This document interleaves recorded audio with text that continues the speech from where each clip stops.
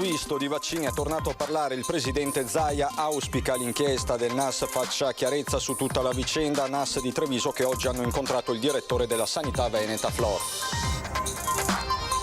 Domenica prossima, 21 febbraio, sarà trascorso un anno dalla scoperta del Covid, la vita prima e dopo il Covid, con la campagna di vaccinazione è tempo di un primo bilancio per il Veneto. Presidio questa mattina davanti alla sede della Regione Veneto a Palazzo Grandi Stazioni a Venezia dell'Associazione Diritti dei Lavoratori, una cinquantina i manifestanti con bandiere e striscioni. Alvise Maniero, già sindaco di Mira, verso l'espulsione dal gruppo parlamentare dei 5 Stelle per aver votato no al governo Draghi. Ai nostri microfoni le sue motivazioni. Torniamo a parlare del mercato cinese che si è infiltrato a Venezia. Intervista il sindaco Brugnaro che dice fenomeno da monitorare. Venezia va salvaguardata. Carcassa di delfino trovata spiaggiata sottomarina. I ricercatori di Padova hanno rinvenuto una rete da pesca nella laringe. L'appello segnalate al numero 1530 della Guardia Costiera. Dall'eccellenza alla Serie B è la favola della Virtus Entella da Chiavari a Venezia per la sfida salvezza nell'incontro di domani pomeriggio al Penzo a Sant'Elena. Bentrovati, buonasera telespettatrici, telespettatori di Antenna 3. La questione dei vaccini ancora una volta in primo piano anche di questa edizione veneziana, perché di vaccini ha parlato oggi a Marghera il governatore Zaia che auspica che l'inchiesta del NAS faccia chiarezza su tutta la vicenda. NAS di Treviso che oggi hanno incontrato il direttore generale della sanità veneta Flor. Ho chiesto io al dottor Flor di scrivere ai NAS il 12 febbraio, quindi c'è anche corrispondenza, che abbiamo anche avvisato i NAS. Nel senso che abbiamo avvisato i NAS il dottor Flor ha scritto ai NAS e ha scritto, vi informo che abbiamo scritto ad AIFA perché c'è sta roba. Risale allo scorso 12 febbraio la comunicazione della Regione ai carabinieri del NAS per informare della lettera scritta dal Veneto il 3 febbraio ad AIFA. NAS che ora, su incarico della Procura di Perugia, sta indagando su un presunto mediatore per forniture di dosi di vaccino dopo la segnalazione partita dalla Regione Umbria. Il dottor Flor che oggi è andato dai NAS, immagino che sia legato al fatto di Perugia e al fatto che oggi si incontri con i NAS a Treviso. E porterà le carte, porterà i nomi di questi signori che io non conosco. Ed è durato 4 ore l'incontro tra il direttore generale della sanità veneta, Flor, e il comandante del NAS di Treviso in merito ai contatti della regione per valutare la possibilità di reperire vaccini sul mercato. Flor, da quanto si apprende, è stato sentito dall'Arma su delega della Procura di Perugia. Ben venga l'operazione che fa Perugia, perché finalmente farà chiarezza. Io auspico che questa verifica fatta tramite i NAS sia profonda e sia anche incisiva. Io sono molto ansioso di vedere l'esito di queste verifiche. Dobbiamo venirne fuori velocemente, dice Zaia, ad un anno dall'inizio della pandemia in Veneto e per farlo, aggiunge, bisogna vaccinare e torna a parlare poi di passaporto vaccinale. Credetemi che fra qualche mese qualcuno dirà loro sì e tu no. Semplicemente perché alcune comunità saranno vaccinate e altre no. Perdiamo competitività. Vaccinazioni fondamentali in uno scenario nazionale dove, a causa delle varianti, peggiora il rischio epidemico. La situazione nazionale non è per nulla rosea. Io sono molto preoccupato dell'evoluzione della situazione nazionale. Ne ho parlato anche stamattina col collega Bonaccini. Noi dovremmo assolutamente fare una prima riunione tra presidenti di regione nelle prossime ore. E penso che sia fondamentale poi prepararsi, perché voglio ricordare che scade il DPCM il 5 marzo. E ci sono ulteriori aggiornamenti sull'inchiesta dei NAS. Nelle 4 ore di colloquio nel comando di Treviso, Flor ha chiarito fra l'altro che l'indagine avviata dalla Regione era ed è a carattere conoscitivo e non è stata finora avviata alcuna trattativa. Si voleva cioè accertare se vi fossero basi concrete e nel contempo acquisire tutte le informazioni relative sia alle figure dei mediatori che del prodotto proposto, come comunicato all'AIFA e al commissario Arcuri. Flor ha accompagnato accompagnato le sue dichiarazioni con la documentazione in possesso alla Regione Veneto, ovvero la corrispondenza inviata e ricevuta in risposta, i nomi di quanti si erano messi in contatto con l'amministrazione di Palazzo Balbi. Sarebbero una ventina i promotori i cui nomi sono ora all'attenzione del NAS per ulteriori approfondimenti. Gli investigatori intendono verificare anche se tra queste persone vi sia anche il falso intermediario già indagato dalla Procura Umbra. Adesso all'ospedale di Piove di Sacco per l'inaugurazione di un reparto e di un macchinario finanziati dalla Regione del Veneto. L'assessore Emanuela Lanzarin racconta di un anno di emergenza Covid. Io quel pomeriggio, venerdì pomeriggio, sono stata appunto contattata dalla dottoressa Russo che mi aveva detto: assessore, abbiamo il primo caso di coronavirus, e quindi mi sono precipitata a Padova dove è iniziata subito la task force. Il ricordo di quel venerdì pomeriggio 21 febbraio 2020 è stampato bene nella mente dell'assessore regionale Lanzarin come un punto di non ritorno, la vita prima e dopo il Covid. Ad un anno di distanza, con la campagna di vaccinazione iniziata da quasi 2 mesi, è tempo di un primo bilancio per il Veneto. Un anno difficile, un anno molto doloroso per le tante perdite, per i tanti momenti anche difficili, però credo un anno in cui il sistema veneto ha saputo ben reagire. Un anno in trincea, ma il sistema comunità è retto, con i sindaci e le associazioni di volontariato che hanno sempre dimostrato unità. Questa è la lezione che dobbiamo trarre dalla pandemia, dice l'assessore. Ci sono stati molti momenti difficili, la seconda parte, quindi la parte di ottobre, novembre, dicembre, insomma, quando il Veneto è stato travolto, cosa che non era successa nella prima parte, sono stati molto duri in trincea. Però oggi dire cosa non si poteva fare, probabilmente molte cose questo senno di poi si potevano fare in modo diverso, però quando capitano queste cose credo che si affrontano senza sapere, senza conoscere, e tutti abbiamo cercato di fare del nostro meglio, accaparrandoci mascherine, respiratori, cercando di fare appunto ordinanze che cercavano di dare indicazioni precise alla popolazione. Quindi io credo insomma che alla fine si è fatto molto, si poteva fare di più sicuramente, però solo provando si può vedere cosa si può fare. Emergenza sanitaria che va di pari passo con quella economica. Presidio questa mattina davanti alla sede della Regione Veneto a Palazzo Grandi Stazioni a Venezia dell'Associazione Diritti dei Lavoratori. Chiedono l'estensione illimitata del blocco dei licenziamenti e degli ammortizzatori sociali, l'integrazione del fondo per i lavoratori dello spettacolo fino al 100% del loro salario e il divieto di applicare nel settore turistico contratti come cooperative multiservizi. L'associazione Diritti dei Lavoratori Cobas è tornata a farsi sentire questa mattina con un presidio di una 50 di manifestanti davanti a Palazzo Grandi Stazioni a Venezia, sede della Regione Veneto. Noi vogliamo sicuramente la riforma degli ammortizzatori sociali, per cui se migliaia di lavoratori vengono lasciati a casa devono avere il diritto di vivere. Gli interventi dei partecipanti hanno delineato uno spaccato molto ampio della crisi. Molti di noi sono essi stessi precari di un turismo che ha direzionato verso una monocultura tutta l'economia della città. Presenti anche alcune rappresentanti dell'associazione Non Una di Meno.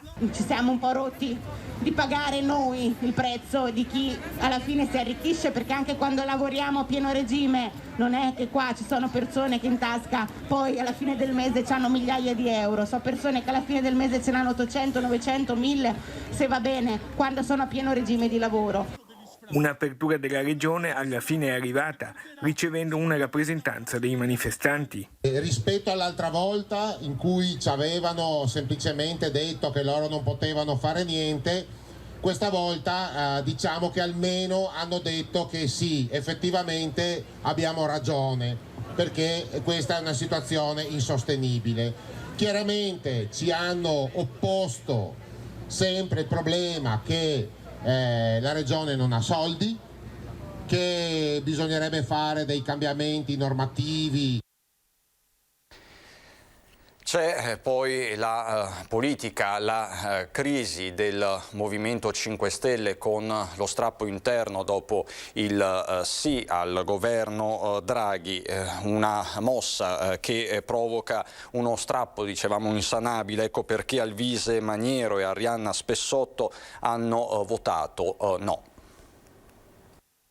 Con il voto alla Camera si è sancita l'uscita dal gruppo parlamentare 5 Stelle di 2 dei 3 eletti nell'area metropolitana, Arianna Spessotto e Alvise Maniero. Noi abbiamo preso degli impegni, milioni di persone hanno votato contro una linea politica che non fosse taglia e svendi per uscire dalla crisi e Draghi rappresenta questo, la garanzia che si voglia approvare questo. Non subito, ma tra un po', quando l'epidemia sarà scemata. Io non posso votare contro il mio paese su ordine di nessuno, tantomeno su minaccia di Vito Crimi. Un esito in qualche modo annunciato proprio alla vigilia del voto di fiducia, quando con un post su Facebook Maniero commentava: avevo già ribadito che voterò no, per carità, poterlo anche fare contro le irreversibili minacce di Crimi è un valore aggiunto, lo riconosco, ma non serviva davvero scomodarsi tanto con gli incentivi. Tantissimi ci avevano creduto, non ci credono più. Guardate i commenti sotto il post dell'espulsione fatto da Vito Crimi, insomma penso siano purtroppo abbastanza espliciti. Io gli porto anche la mia solidarietà, però a lui la responsabilità di questi errori. Un voto di coerenza con se stesso e gli elettori. Bisogna fare di necessità virtù, ma questo non vuol dire governare in appoggio all'austerità europea con partiti da Forza Italia fino a Liberi ed Uguali. Che maggioranza è? È evidente che è un commissariamento italiano, è una troica italiana, lo sappiamo, nessuno dirà a Draghi cosa fare. Stessa sorte per Arianna Spessotto, deputata sandonatese al secondo mandato alla Camera. Io l'ho sempre stimata moltissimo ed è una delle tante colleghe e colleghi coraggiosi, non perché gli altri non lo siano, ci mancherebbe, ma che su questo non ha potuto scendere a compromessi. Lei c'è stata, è venuta, ha votato no e io non posso camminarla ancora di più. Una grande rappresentante veneta. La coerenza di Maniero si era vista tempo fa quando con il suo no al MES gli fu ritirata la presidenza della delegazione italiana all'Assemblea del Consiglio d'Europa. C'è chi, scusate il modo di dire, ma venderebbe la sorella per avere una poltrona. Io ho rinunciato volentieri alla mia, ho lasciato che mi cacciassero dalla presidenza della delegazione appunto che presiedevo, ma pur di mantenere la barra dritta su quello, il no alla riforma del MES. Alvise Maniero, da sindaco di Mira, poi al Parlamento, ora che cosa ha intenzione di fare? Ahimè, la legislatura è ancora in piedi, quindi io tuttora sono un parlamentare della Repubblica. Pochi minuti fa sono stato cacciato dal gruppo parlamentare. Io andrò anche a verificare se, ripeto, legalmente questo è stato fatto nel modo corretto, ma io mantengo il mio impegno, quelle battaglie le porto avanti e finché io avrò quel seggio e sarò lì a portare quelle istanze non mollerò un passo. Tra l'altro proprio a Mira questa mattina ci sono stati dei disagi dopo che un tir si è incastrato sotto al ponte ferroviario. Il camionista con il suo autoarticolato è passato sotto al ponte ferroviario della linea ferroviaria regionale Mestre Adria senza rendersi conto che parte del suo carico di ferro sporgesse in verticale oltre il dovuto rispetto all'altezza del sottopassaggio, urtandolo inevitabilmente. Il fatto alle 9 del mattino in via Nazionale lungo la strada regionale 11 a Oriago di Mira. Immediato l'allarme e l'arrivo dei vigili del fuoco. Fortunatamente nessuna persona è rimasta ferita. I pompieri, arrivati da Mira, hanno effettuato una prima verifica del danno. Bloccato il traffico veicolare e ferroviario. Sul posto per le verifiche tecniche il funzionario di guardia con il capo servizio dei vigili del fuoco e tecnici dei servizi territoriali della linea ferrata. La polizia locale e i carabinieri hanno deviato il traffico sulle strade alternative. Sulla Romea adesso per un incidente che ha coinvolto 5 mezzi. Scontro verso le 6:30 lungo la Romea all'altezza di Campagnalupia. 5 i veicoli coinvolti e 6 persone rimaste ferite in modo non grave. Sul posto sono giunti i soccorsi del 118 e i vigili del fuoco con squadre provenienti da Mira e Mestre che hanno lavorato per estrarre 3 persone rimaste incastrate all'interno di un van. Hanno dovuto utilizzare cesoie, divaricatori e martinetti idraulici per riuscire ad aprire un barco, per poi affidare i feriti alle cure del personale medico. Il tratto di strada è rimasto chiuso al traffico per alcune ore, con deviazioni per i mezzi che sopraggiungevano, mentre sono arrivate anche squadre ANAS e le forze dell'ordine per la gestione del traffico, in modo da consentire il ripristino della viabilità nel più breve tempo possibile. Dopo le 10:30 però si registravano ancora lunghe code in entrambe le direzioni. La dinamica dell'incidente è in fase di ricostruzione. Delfino spiaggiato a Sottomarina, il primo caso dell'anno sul litorale veneto. Il ritrovamento della carcassa del cetaceo è avvenuto nella giornata di sabato scorso. A causarne la morte si presume una rete da pesca ritrovata nella laringe da parte degli esperti dell'Università di Padova, intervenuti sul posto per effettuare i primi rilievi e provvedere al trasporto del delfino presso il Dipartimento di Biomedicina Comparata e Alimentazione. Dissuasori acustici sulle reti per ridurre l'interazione pesca delfini, la soluzione in fase di test concessa dal progetto Life Delphi coordinato dal CNR Irbim. È importante segnalare subito questi episodi al numero 1530 della Guardia Costiera per permettere l'intervento degli esperti autorizzati. Questo quindi l'appello. Torniamo adesso a parlare del mercato cinese che si è infiltrato a Venezia e lo facciamo con il sindaco Brugnaro. Da quando io sono sindaco, per cui ancora 5 anni fa, abbiamo iniziato, se vi ricordate, abbiamo iniziato prima a rendere evidente tutti quanti come si dice, gli appartamenti che erano affittati. E l'abbiamo messo su internet, che ha fatto anche molto clamore, si è visto quanto effettivamente non riuscivamo, cioè la città era abbandonata appunto a una specie di usa e getta generale. E la trasparenza ci sta aiutando anche in questo. La lotta al mercato cinese, che soprattutto nell'ultimo anno si è insinuato a Venezia, è in realtà iniziata da tempo. Ora la Guardia di Finanza sta proseguendo con un attento monitoraggio del fenomeno per esaminare offerte di acquisto di dubbia provenienza. Con la Guardia di Finanza, ma non solo, insomma, stiamo facendo delle attività di segnalazione, un rapporto assolutamente operativo da qualche anno ormai.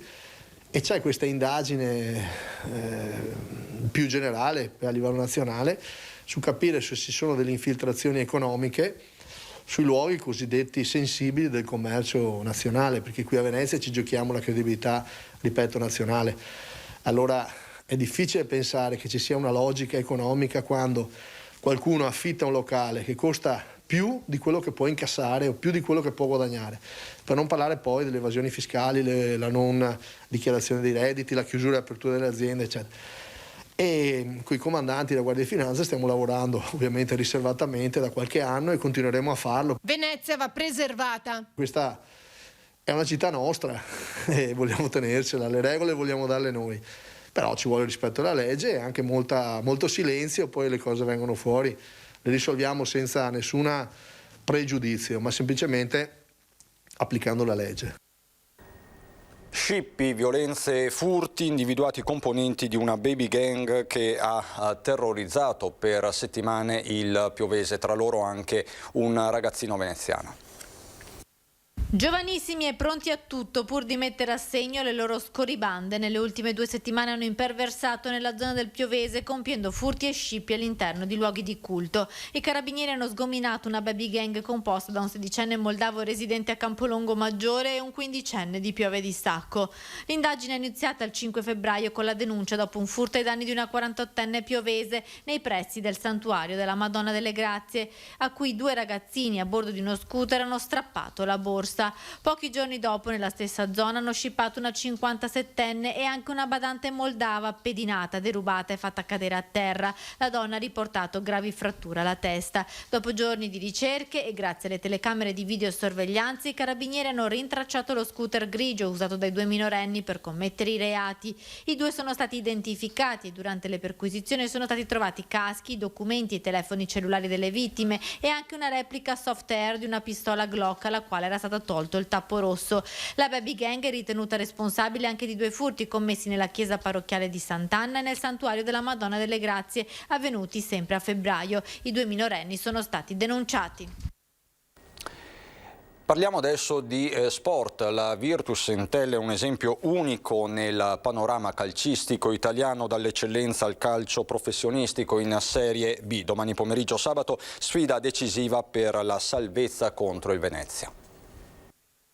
Dall'eccellenza alla Serie B nel calcio professionistico italiano, la crescita da favola della Virtus Entella è la testimonianza di come nel calcio, con impegno e determinazione, i sogni si possono realizzare. A raccontarcelo Matteo Mateazzi, direttore generale del club ligure. È una favola che è incentrata molto sul nostro presidente Antonio Gozzi, che ha rilevato la società più di 10 anni fa e gli ha fatto fare un percorso straordinario fino ad arrivare alla Serie B. Ha mantenuto sempre la sua struttura dirigenziale. Anche quest'anno che stiamo vivendo una stagione molto difficile, comunque ci sono due ragazzi del nostro settore giovanile come Kotsupias e Kleur che stanno facendo molto bene, e quindi è la dimostrazione che il lavoro fatto con continuità nel settore giovanile paga sempre.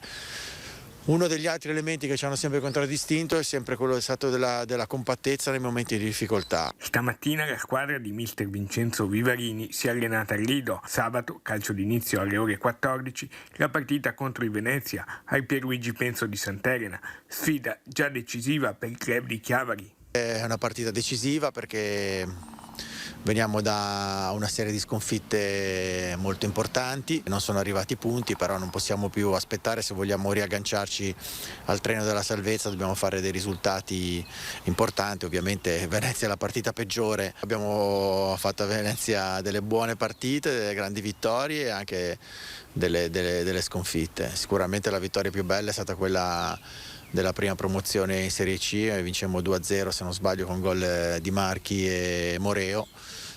Ovviamente torniamo sempre volentieri a Venezia perché comunque è una città bellissima e anche una società con cui c'è sempre stato un certo feeling. Domenica 21 febbraio sarà passato un anno dall'inizio dell'incubo Covid in Veneto. Avete sentito poco fa anche le parole dell'assessore Lanzarin. E proprio domenica alle 21:15 su Antenna 3 andrà in onda L'anno del virus, il documentario realizzato da Media Nord-Est che ripercorre i 12 mesi che ci hanno cambiato per sempre. Il racconto, le voci, i servizi, i momenti più importanti della lotta del Veneto contro il coronavirus. Appuntamento quindi davvero imperdibile, domenica sera alle 21:15 qui su Antenna 3. E da Venezia, dalla provincia di Venezia, non ci sono particolari aggiornamenti dell'ultima ora. Vi ringrazio per l'attenzione. Adesso ci sono le previsioni del tempo. Buona serata.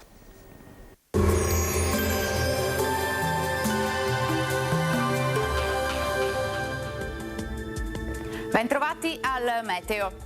Il campo di alta pressione che si è insediato sull'Europa ci terrà compagnia per altri giorni ancora, caratterizzando il weekend. Il tempo si manterrà stabile, anche se non sempre soleggiato. Anticipo di primavera con temperature piuttosto miti. Nel dettaglio sul Veneto la giornata di sabato 20 febbraio sarà all'insegna, come vediamo, di un cielo grigio. In montagna si affermano invece ampi spazi di sereno che invece sulle zone pianeggianti saranno contrastati dapprima da nubi basse e poi da nebbie, specie durante le ore più fredde della giornata. La colonnina di mercurio si porterà su valori ben oltre la media stagionale, temperature minime tra 1 e 7 gradi, valori massimi invece tra 11 e 13 all'incirca. Ci spostiamo ora sul Friuli Venezia Giulia, anche qui il sole non sarà molto presente, quantomeno in pianura. Sui rilievi dal pomeriggio invece sarà più soleggiato. Temperature minime tra 5 e 8 gradi, massime invece sui 10-11 gradi. Uno sguardo infine al Trentino Alto Adige, dove la nostra grafica ci mostra una situazione ben diversa, con tanto sole ovunque, salvo per locali foschie al mattino.